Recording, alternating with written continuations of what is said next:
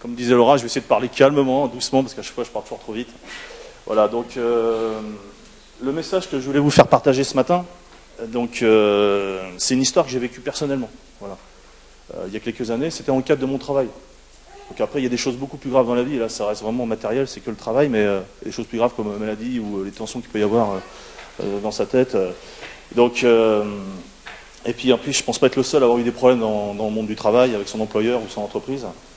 Et voilà, ce que je voulais vous faire partager, c'est comment je m'en suis sorti, comment j'ai réussi à trouver la foi, parce que franchement, vous le verrez dans ce que je vais vous énumérer, je suis vraiment tombé vraiment très très bas. Je suis passé du haut de la montagne, vraiment dans le précipice, quoi.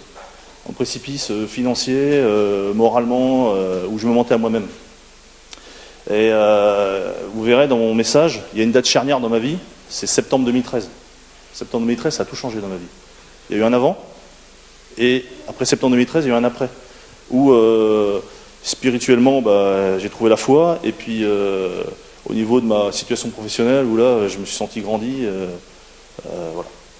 Donc il y en a qui connaissent le contexte, il y en a qui ne le connaissent pas, mais je vais être obligé de prendre 3-4 minutes pour un peu expliquer ce que j'ai vécu entre 2008 et 2013, dans cette entreprise où j'étais. Alors pour résumer, oui, ça fait depuis 1988 que je travaille et j'ai toujours fait le même métier. J'étais dans la bureautique. Voilà, tous les lundis matin, du lundi au vendredi, je me rase de près, je mets un costume, je mets une cravate, et puis voilà, je vais démarcher et puis j'essaye de vendre des photocopieurs et des imprimantes. Voilà, ça a toujours bien réussi. Et puis je gagnais super bien ma vie, tout se passait vraiment merveilleusement bien. Et il y a plein de gens qui me disaient, mais pourquoi avec le talent que tu as, pourquoi tu montes pas quelque chose avec quelqu'un, franchement. Et puis, c'est plus facile à dire qu'à faire. Et puis, un jour, le destin, je sais pas, c'était via Laura, où elle a travaillé 6 mois dans une agence immobilière à Rochefort. On a rencontré quelqu'un. Voilà, c'était le destin. Quelqu'un qui était dans la bureautique, qui habitait l'île de Ré, que je connaissais pas du tout. Il était technicien, il était revendeur Canon, donc de photocopieur. Et puis, je sais pas, ma route était tracée pour le rencontrer. Et c'est moi, de manière personnelle, donc on est devenus amis. Et puis volontairement, c'est moi qui suis allé le voir et qui lui ai dit, écoute Thierry, faut vraiment qu'on fasse un truc ensemble. Franchement, moi, aujourd'hui, ça se passe super bien. Ce que je sais faire aujourd'hui, je saurais le faire demain dans ton entreprise. Et surtout, c'est ce que je faisais avant, c'était pas à moi. Voilà, c'était pour le grand groupe de 1000 personnes avec lesquelles je travaillais. Et j'en tirais aucun bénéfice derrière si dans 20 ans ou dans 30 ans, quoi. Et donc, un jour, sur un coup de tête, en février 2008, je suis parti. À ma boîte, ils étaient fous, quoi. Ils s'attendaient pas, je suis arrivé, et puis moi, quand j'ai pris une décision, c'est comme ça. Boum. J'arrive un matin, j'ai déposé une lettre, je dis, voilà, je m'en vais. Et puis, 3 jours après, je suis parti. Et j'ai rejoint cette structure. Alors, c'était une petite structure, hein. On était 2, lui et sa femme. Et puis, voilà, j'étais le 3e. À moi tout seul, j'ai augmenté de 33% l'effectif de l'entreprise. Donc, et puis, voilà, j'ai démarré tout petit, mais au moins, j'étais fier de faire ça, parce que c'était un acheminement dans ma vie. J'avais une évolution et au moins je travaillais pour quelque chose. Le problème, ça ne s'est pas passé comme je l'aurais souhaité. Parce que c'était une petite structure, donc il ne pouvait pas non plus donner des gros salaires, donc il m'a donné un petit fixe, je devais toucher les commissions, sauf que les commissions que je devais toucher, elles ne sont jamais arrivées. Alors au début, je l'ai pris sur moi parce que à l'époque, j'avais pas d'enfant, j'avais rien, j'avais de l'argent de côté, j'avais beaucoup d'argent de côté. Mais sauf que, vous connaissez l'expression, ça a fondu comme neige au soleil. Donc j'ai pris sur moi et puis il y avait toujours des promesses de sa part. Je devais toucher les commissions, il disait toujours on verra plus tard, si on est une petite structure, on verra plus tard. J'étais associé dans la boîte, j'avais mis des parts, j'avais 30% de la structure, mais tous les ans il n'y avait rien. Et j'avais ni aucun dividende, ni aucun intéressement, enfin je touchais rien. Et puis de fil en aiguille, ça baissait. Le problème c'est que vous pouvez me dire mais pourquoi t'es pas parti plus tôt? Je suis pas parti parce que j'avais commencé à construire quelque chose et partir ça aurait été abandonner tout ce que j'avais mis tant de temps à créer, quoi, à sueur de mon front. J'ai pas pris de vacances pendant 3 ans, j'ai pas dû prendre un jour de vacances, j'ai travaillé des jours fériés, des samedis, des dimanches, des trucs de fou. J'allais à Paris, je suis allé à Perpignan, j'ai brassé des tonnes de machines. J'ai la visseuse Makita, je la connais par cœur, j'ai dévissé des milliers de vis, j'ai nettoyé des carters avec de l'acétone, enfin des produits dangereux, c'est un truc de fou, quoi. Mais je le faisais pour l'entreprise et je me disais toujours que ça allait payer. Ça payait pas.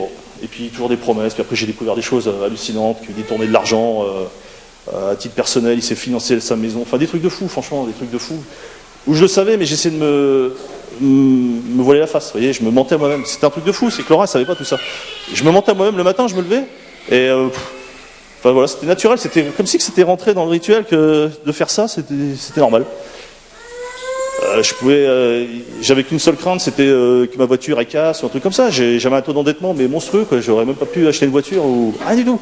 Et puis c'était l'horreur, c'était même payer les billets d'avion aux États-Unis. Je pouvais même pas y aller. Enfin voilà. Et finalement en 2013, mon patron, hein, enfin mon associé, il me dit un jour, ben finalement l'entreprise j'ai envie de la vendre. Oh purée, c'était un signe du ciel ça. Et donc il me dit ouais, je veux. Ah, mais lui il changeait d'avis comme de chemise, comme on dit, quoi. Un jour il disait oui, un jour il disait non, un jour il disait blanc, il disait noir. Donc il voulait vendre la boîte, donc j'ai dit il a commencé à chercher, puis finalement comme il voyait je faisais de la marge et que moi qui bossais dans l'entreprise, il voulait plus vendre, il voulait vendre. Et puis un jour j'ai trouvé quelqu'un, au mois de juin 2013. J'ai trouvé quelqu'un sur Saintes, à qui je me suis bien entendu. Et il était prêt à mettre 100 000 euros sur la table, racheter le parc que j'avais créé, puis me prendre avec. Et alléluia, je partais, je récupérais ma mise, mes 6 000 euros que j'avais mis dans la boîte, une partie du bénéfice. Et puis je disais au revoir à tout ça, quoi, j'en pouvais plus, quoi.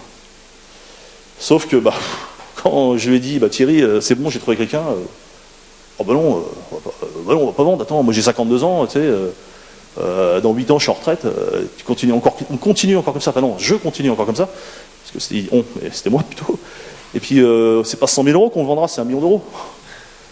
Et puis là, je suis parti de chez lui, c'est la dernière fois que je l'ai vu. Et puis là, il est arrivé quelque chose d'extraordinaire. Et je vous jure que c'est vrai, mais je l'avais raconté quand je m'étais baptisé en décembre 2013. Donc ça, c'était, je pense, tout début septembre. Pour ça, je vous dis, il y a un avant et un après septembre 2013. Donc, septembre 2013, j'arrive un soir chez moi.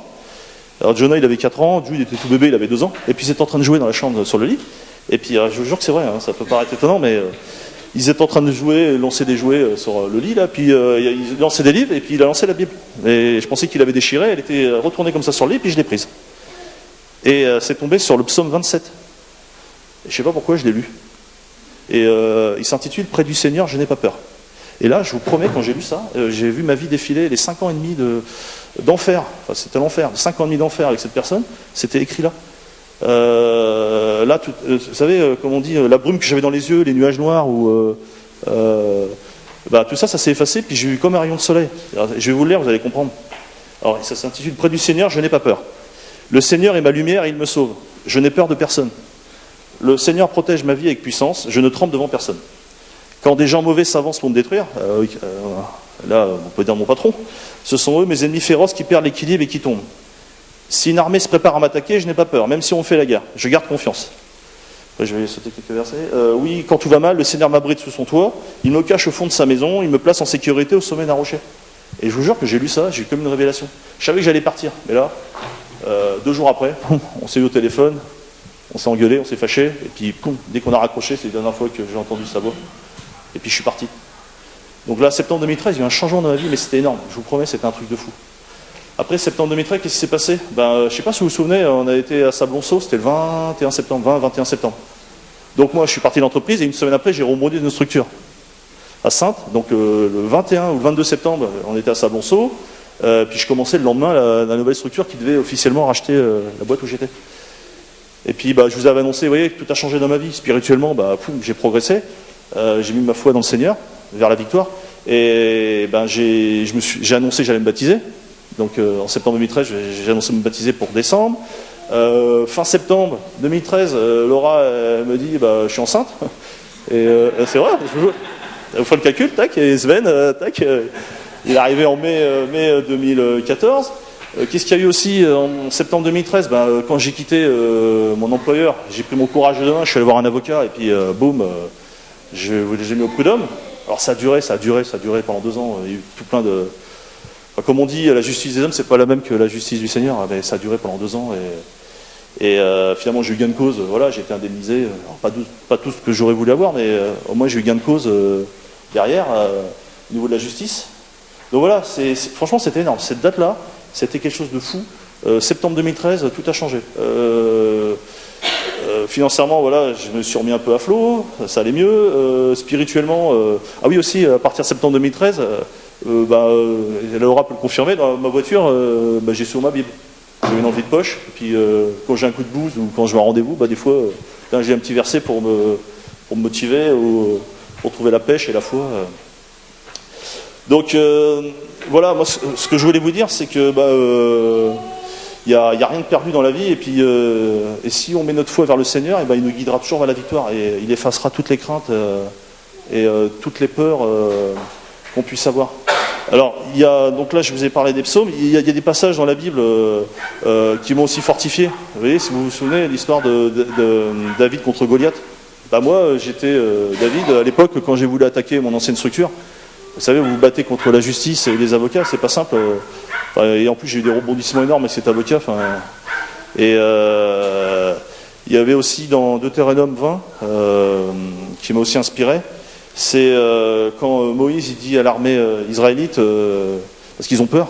Ils ont peur parce qu'ils sont plus puissants, plus nombreux, ils ont plus d'armes et ils ont peur. Il leur dit, mais non, n'ayez pas peur, vous irez vers la victoire parce que même le Seigneur, il va déstabiliser l'armée adverse et il vous guidera dans la victoire.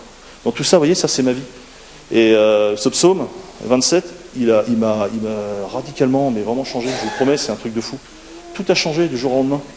Aujourd'hui, voilà, ça se passe pas si mal que ça, ça se passe mieux que ce que ça se passait avant. Donc c'est le jour et la nuit. Et ce que je voulais dire aussi, c'est que le Seigneur, vous voyez, il a eu un timing parfait avec moi. Mais vraiment un timing parfait. Ce qui s'est passé, c'est que j'avais l'impression que le Seigneur, il a posé sa main sur moi, là, sur ma tête, là, et qui m'a dit, mais pars, ose partir. De toute manière, tu n'auras jamais moins bien que ce que tu avais avant. Avant, c'était nul. Tout était mauvais, tout était noir. Et finalement, je l'ai fait. Et puis, franchement, j'ai eu raison. J'ai eu raison. Tout s'est merveilleusement bien passé. Et pourquoi aussi il y a un timing exceptionnel ? C'est que, je ne l'ai pas raconté, mais donc moi je suis parti officiellement le 13 septembre 2013. Et une histoire de fou, ça c'est vrai, il y en a plein qui le savent, mon patron, mon ancien patron, il est tombé malade, début octobre 2013, il est tombé malade. Il est hospitalisé, ça je l'avais appris par des collègues, et voilà, paix à son âme, parce qu'il en est décédé depuis. Mais en octobre 2013, il tombe malade, il diagnostique une leucémie. Mais c'est un truc de fou. Pourquoi je suis parti en septembre ? Vous vous rendez compte, si j'étais pas parti en septembre, je serais jamais parti de l'entreprise, j'y serais peut-être encore. Et je serais peut-être au fond du trou, peut-être même en prison, parce qu'avec toutes les magouilles qu'il a faites. Et en octobre, j'apprends qu'il a une leucémie. Et je serais pas parti en septembre, je serais peut-être encore dans l'entreprise, par déontologie, par respect, je serais pas parti. J'aurais pas laissé l'entreprise parce qu'il était malade. Donc je pense que, comme je dis, le Seigneur il a posé sa main sur moi, il m'a dit tu pars. Et ce qui est incroyable, c'est le retournement de situation qu'il y a pu avoir. Moi, je suis passé du noir au blanc, et eux, ils sont passés du blanc au noir. Enfin, l'entreprise, elle a coulé, lui, il est décédé. Enfin, un truc de fou. Un truc de fou. Voilà. Donc, voilà ce que je voulais vous faire partager ce matin. Pour moi, c'était hyper enrichissant. C'était une expérience dans ma vie. Voilà. C'est clair que maintenant, si un jour je m'associe avec quelqu'un, je ferai attention. Mais la vie, voilà, elle est faite comme ça. Ça m'a endurci. Ça m'a permis de progresser. Et puis d'être plus fort. Et puis là où avant, spirituellement, c'était l'encéphalogramme plat, là, où la Bible, je la lisais pas, ou très peu, maintenant, je m'implique un peu plus dans la vie de l'Église, j'ai plus d'assurance pour parler. Là, il y a 2 ans, m'aurait demandé de parler, ça aurait été nul. Quoi. Je ne sais même pas ce que j'aurais dit. Quoi. Donc voilà, spirituellement, ça m'a grandi, je suis monté dans la foi, et de toute manière, si on porte notre regard sur le Seigneur, et si on donne notre foi au Seigneur, toutes les craintes et toutes les peurs, elles vont se dissiper. Et ce qui m'est arrivé, ça peut arriver à n'importe qui, mais je vous promets que en gardant la foi, on peut tous s'en sortir. Voilà ce que j'avais à vous dire. Voilà. Bon, merci à vous. Moi, j'avais fait des notes, mais j'ai rien lu.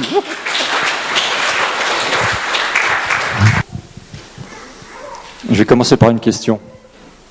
Qui aime ses faiblesses ? Qui aime ses limites ?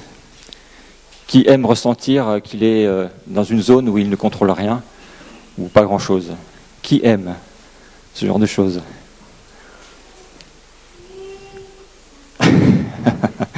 Pas grand monde, hein ? Eh bien, je vais remercier le Seigneur pour toutes mes limites, pour Seigneur, qui je suis. Avant de commencer ce témoignage, Seigneur, je veux rendre grâce à qui tu es. Et merci que tu peux utiliser quelqu'un comme moi, Seigneur. À toi toute la gloire. Axel a parlé d'un timing exceptionnel, c'est ça ? Ah ouais, je suis d'accord. Les timings exceptionnels, j'en ai vécu quelques-uns aussi. Je vais mettre le petit appareil qui va me dire que j'ai 10 minutes. Voilà. C'était très compliqué de choisir ce que j'allais dire, parce que le témoignage est compliqué. Vous connaissez peut-être comment dirais-je, comment le Seigneur agit. Pour aller d'un point A à un point B, il utilise une multitude de points. Et donc c'est ça, le témoignage. Alors raconter le point A et le point B, c'est omettre une multitude de points qui expliquent le point A et le point B. Alors c'est quasi impossible. En 10 minutes, c'est impossible. Et alors ce matin, j'ai tout modifié. Le thème, c'est vivre dans la victoire. Alors victoire, quand on pense victoire, je ne sais pas vous, mais on pense, pour moi, sport, football, tennis, victoire, c'est quelqu'un qui gagne quelque chose. Moi, j'avoue que victoire, ça ne me parle pas beaucoup forcément. C'est plus maintenant, dans le vocabulaire, vivre en communion avec le Seigneur. Et finalement, je trouve que c'est ça la victoire. Si je devais donner une définition du mot victoire, ce ne serait pas gagner une coupe, ça serait faire la volonté du Seigneur. En sachant que le Seigneur, lui, il est parfait, et que nous, on ne l'est pas.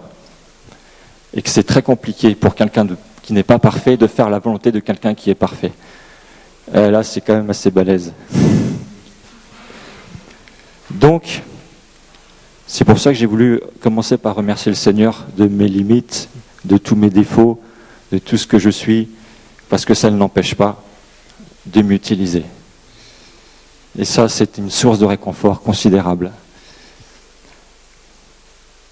Je vais donc commencer mon parcours professionnel, puisque je m'appuie aussi sur ce qui s'est passé dans mon travail, en fait, pour rendre témoignage de ce que le Seigneur peut faire.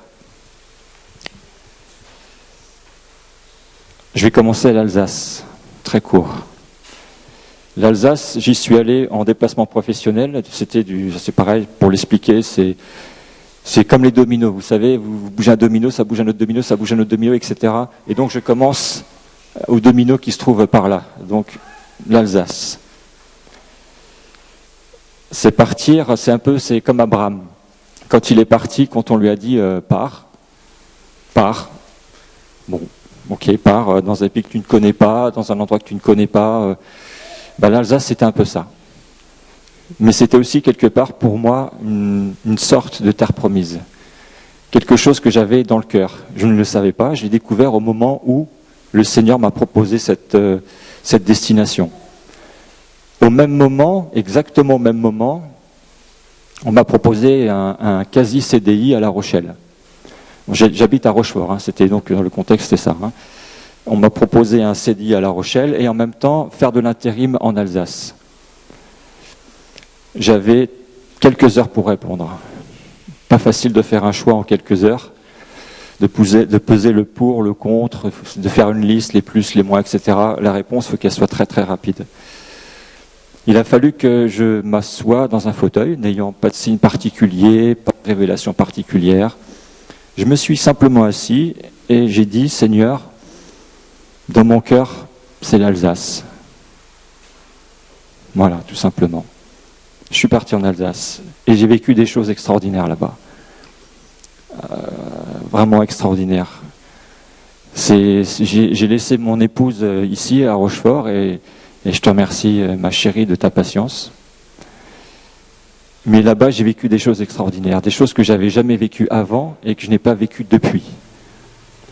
C'était très particulier. C'était comme Abraham, on peut l'imaginer, partir dans un endroit qu'on ne connaît pas, avec des gens qu'on ne connaît pas. C'était une autre culture, c'était une autre façon de parler, c'était complètement différent, pour faire un travail que je n'avais jamais fait. Ça fait beaucoup de nouveautés. J'aurais pu choisir le CDI et me dire, on va rester tranquille, un CDI c'est pas mal, c'est pas loin La Rochelle. C'est pas pour me glorifier que je dis ça, mais la foi, il y a une prise de risque par moment. Évidemment, il faut avoir foi que le Seigneur peut parler dans nos cœurs. On peut dire que la victoire peut s'obtenir par des révélations spectaculaires, comme Gédéon avec la toison, c'est assez spectaculaire quand même, comme confirmation. Hein. Moi, j'ai pas mis de toison devant le Seigneur, j'ai simplement cherché dans mon cœur ce qu'il y avait. Le Seigneur a confirmé par la suite que c'était bien ça. Mais au moment où j'ai choisi, je ne le savais pas. C'est comme, vous savez, lorsque Dieu dit à Moïse, « Lorsque tu seras sorti d'Égypte, tu iras adorer sur cette montagne. » Et là, tu sauras que c'était vraiment moi qui étais derrière tout ça. Mais une fois que c'est fait, ce n'était pas avant. Même s'il a eu des signes avant, la confirmation était après.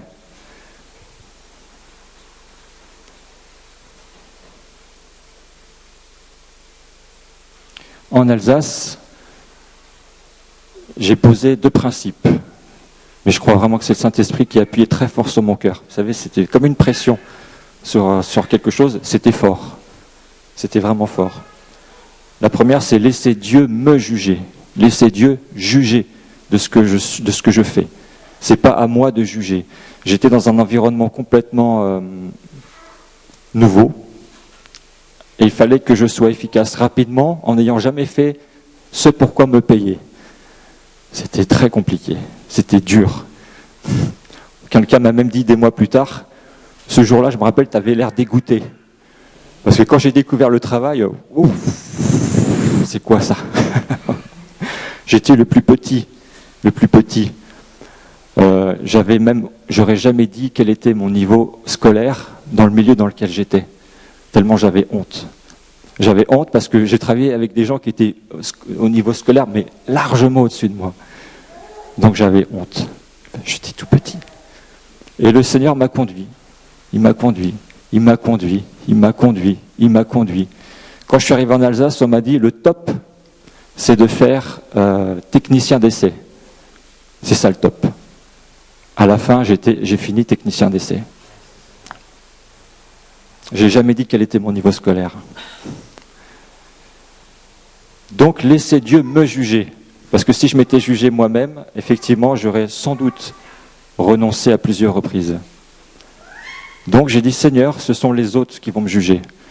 Ce sera ton jugement à travers les autres. Si les autres me jugent incapable pour faire quelque chose, et qu'ils me disent, c'est bon, on arrête, ok, ça sera toi, Seigneur. Personne ne me l'a dit. Et à la fin, quelqu'un m'a dit, un responsable m'a dit, sur le papier, c'était pas évident. Mais je l'ai fait. Voilà. C'est pas pour me glorifier que je dis ça. Hein. Je vous dis, j'étais vraiment le plus petit. Donc laissez Dieu me juger, c'est lui qui me juge. Paul a écrit, je ne me juge pas moi-même. Je peux comprendre par rapport à ça, ce que ça signifie. Un autre principe, c'est Abraham qui l'a posé avec Lot. Si tu vas à gauche, j'irai à droite. Si tu vas à droite, j'irai à gauche. Autrement dit, laissez les autres choisir. Quand on me disait qu'est-ce que tu veux faire ou dans quelle rame de train tu vas aller, toi tu vas aller où? Moi je vais aller là. Ok, je vais aller là alors. Et ça a permis pendant des mois et des mois au Seigneur de tracer une route que je n'aurais pas pu faire moi-même. Et les dernières heures que j'ai passées en Alsace, je les ai passées à témoigner. Il faut savoir que dans les derniers mois, j'étais en 3-8. 3-8. Et je me suis retrouvé dans une équipe où normalement je n'aurais pas dû aller. Avec des gens avec qui je n'aurais pas dû me retrouver. Mais j'ai laissé le Seigneur faire mon planning. Parfois, c'était pas agréable. Parce qu'il y a des moments, il fallait arranger des personnes et moi, ça ne m'arrangeait pas. Mais je les ai arrangés. Si tu veux faire ci, je ferai ça. Si tu veux faire ça, je ferai ci.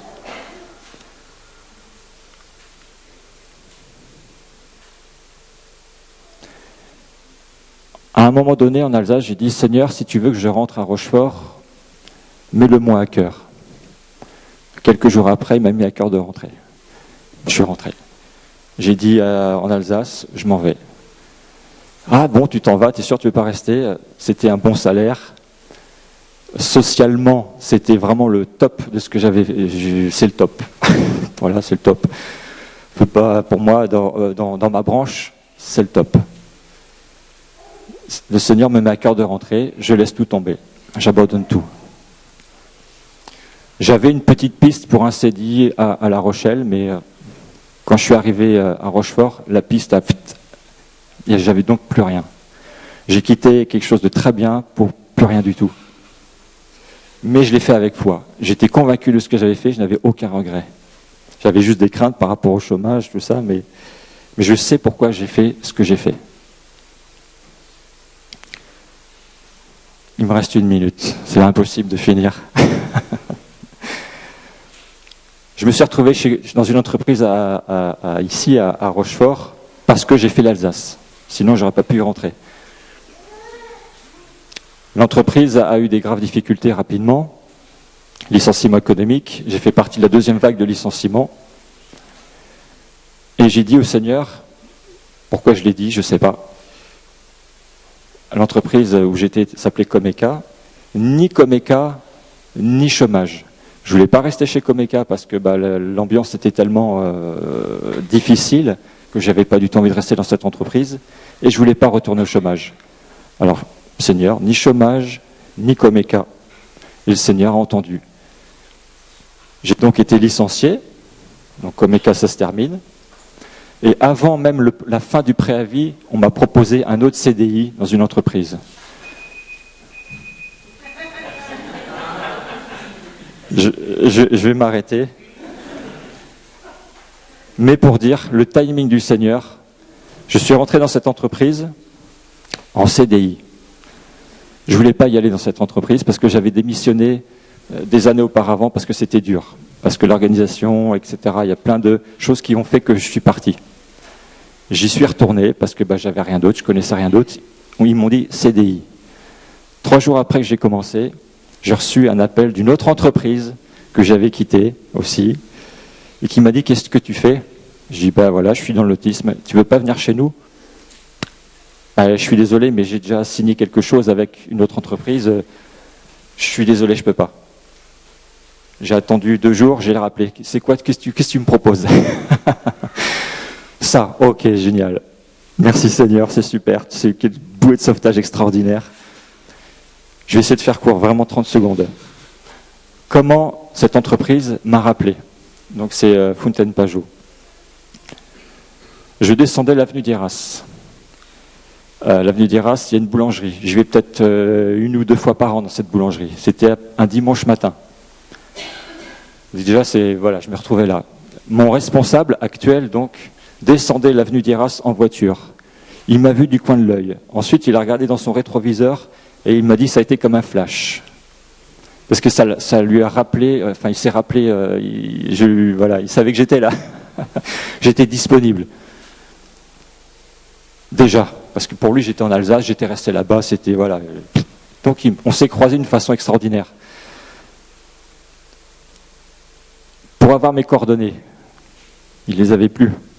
Il était sur Internet.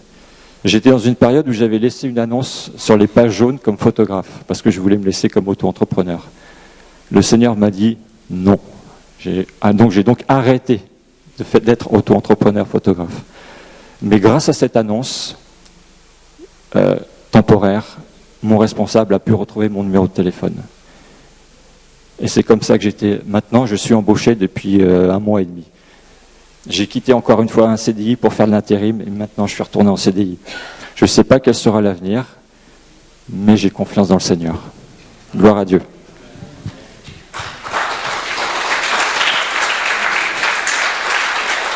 Je vais lire à votre place, mais ça va vraiment être tout ce qu'on a entendu là. Il y a vraiment quelque chose et ça va être dedans, voilà. Alors quand j'ai entendu, quand Tim m'a proposé vivre dans la victoire, je me suis posé la question, qu'est-ce que c'est vivre dans la victoire? J'ai posé la question au Seigneur. Il faudrait que tu me fasses comprendre, Seigneur, vivre dans la victoire, comment est-ce que je peux amener ça?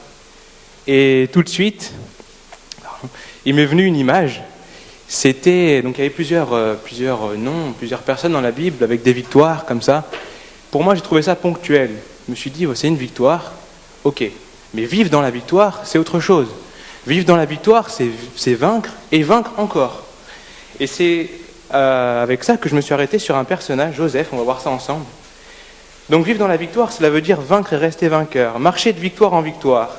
Et pour marcher de victoire en victoire, il faut d'abord être converti à Dieu, ayant reçu par Jésus le pardon de ses péchés, et puis planter sa tente en Dieu. C'est ce que Eric nous a rappelé un peu là, la communion avec Dieu, c'est ça la vraie victoire, on va le voir ensemble.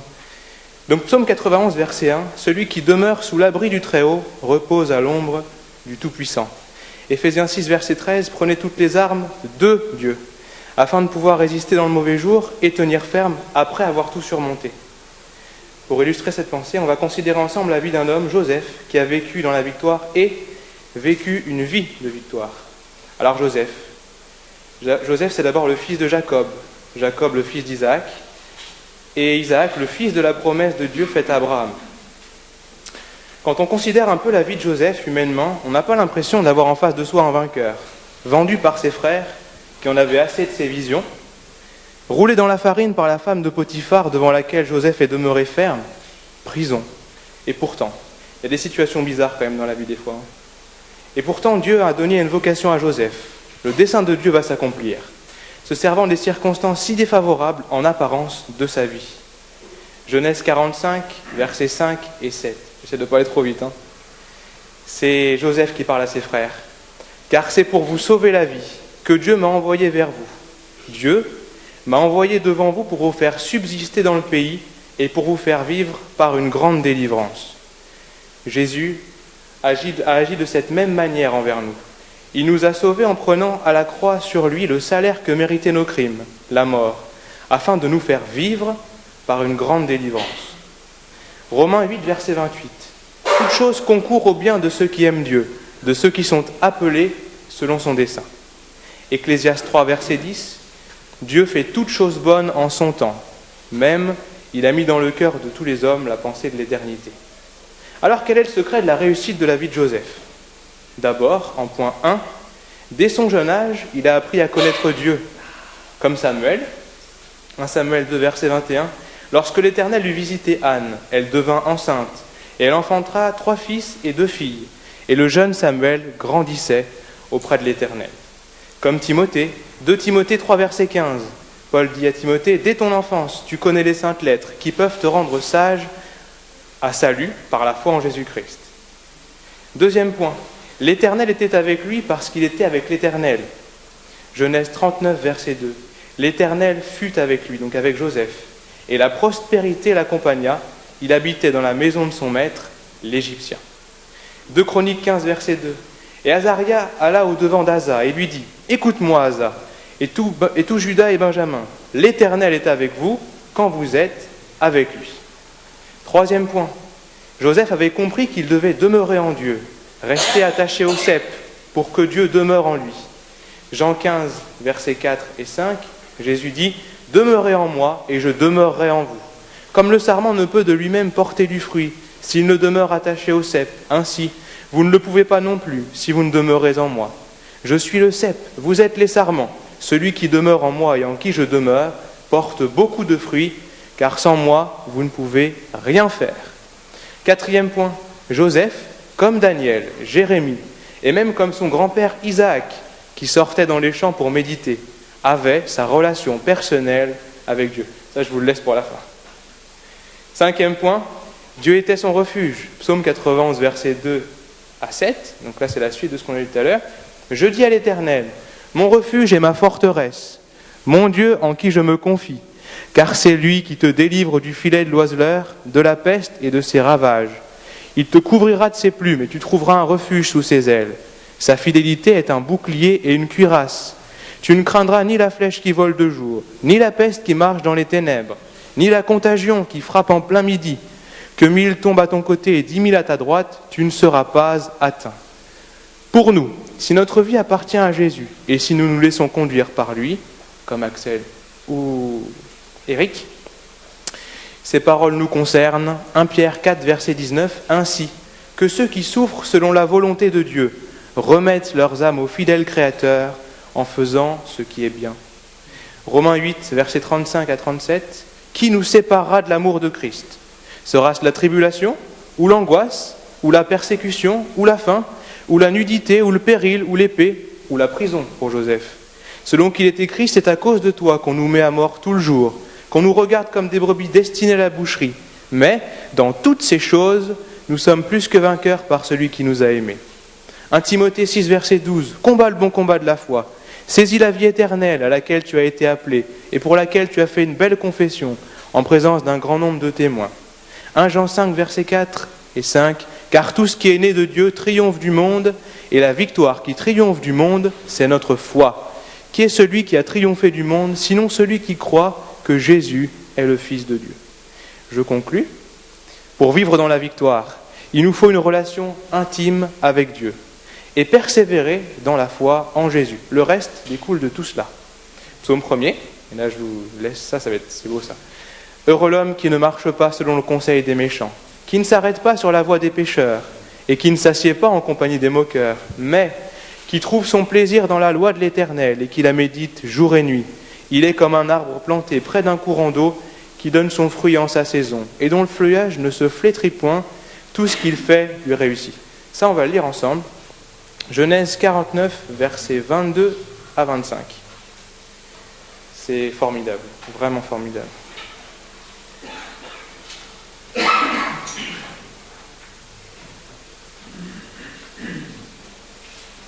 C'est bon ? Genèse 49, versets 22 à 25. Joseph est le rejeton d'un arbre fertile. D'autres traductions disent un rameau fertile, près d'une source. Les branches s'élèvent au-dessus de la muraille. Ils l'ont provoqué. Ils ont lancé des traits. Les archers l'ont poursuivi de leur haine. Au verset 24, mais son arc est demeuré ferme, et ses mains ont été fortifiées par les mains du puissant de Jacob. Il est ainsi devenu le berger, le rocher d'Israël. C'est l'œuvre du Dieu de ton Père qui t'aidera. C'est l'œuvre du Tout-Puissant qui te bénira. Des bénédictions en haut, des cieux en haut, des bénédictions des eaux en bas, des bénédictions des mamelles et du sein maternel. Apprenons donc de la vie de Joseph, gardons confiance en notre Dieu et nous arriverons au ciel en ayant vécu en vainqueur. Amen.